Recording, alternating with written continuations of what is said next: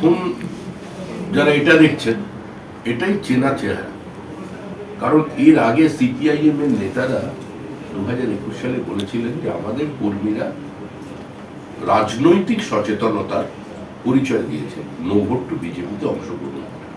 তো স্বাভাবিকভাবে ওই ফিশ ফ্রাই যে খেতে গিয়েছিলাম ওইটাই চলছে। অভিযোগের যে সত্যতা থাকে, অভিযোগের যদি বাস্তবতা থাকে তাহলে সেটা নিয়ে পুলিশ তদন্ত করবে, তো সরকারের বিষয়, প্রশাসনের বিষয়। এই নিয়ে আমি কি বলতে পারি?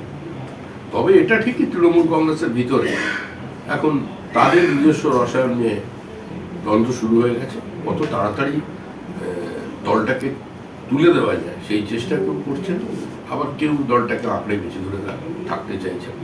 এখনো কেউ কেউ টিআরপি বাড়ানোর চেষ্টা করছেন, কেউ আবার গোপনে টেলিফোন করছেন, গল্প করে গিয়ে আবার কালীঘাটে পুজো দিয়ে আসছেন। সব চলছে। মানুষের এ নিয়ে কোনো উৎসাহ নেই, সেই জন্য আমাদের উৎসাহ নেই।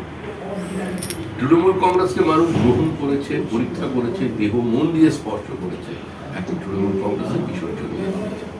সুতরাং যে বিষয়ে মানুষেরই কোনো উৎসাহ না থাকে, মানুষের মনের মধ্যেই কোনো প্রশ্ন না থাকে, এই বিষয় নিয়ে আমরা কেন সময় নষ্ট করব? কুণাল ঘোষ এই প্রশ্ন করবেন, কুণাল ঘোষের প্রতিক্রিয়া, কুণাল ঘোষের ক্রিয়া, সেটা নিয়ে বিজেপি এখন কেন উত্তর দেয়? কুণাল ঘোষ ভালো থাকুক, সুস্থ থাকুক, আনন্দে থাকুক। আমার মনে হয় আনন্দে আছে। আমি তো বললাম কুণাল ঘোষ আনন্দে আছে, পুরনো সেই দিনের কথা সে কি বলা যায়।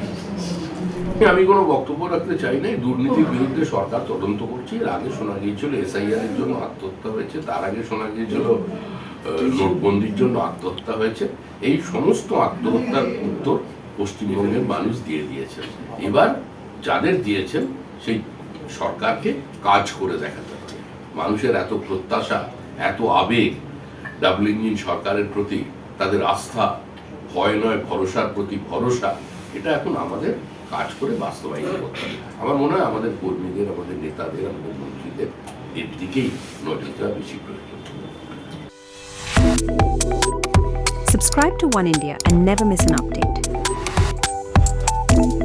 Download the One India app now.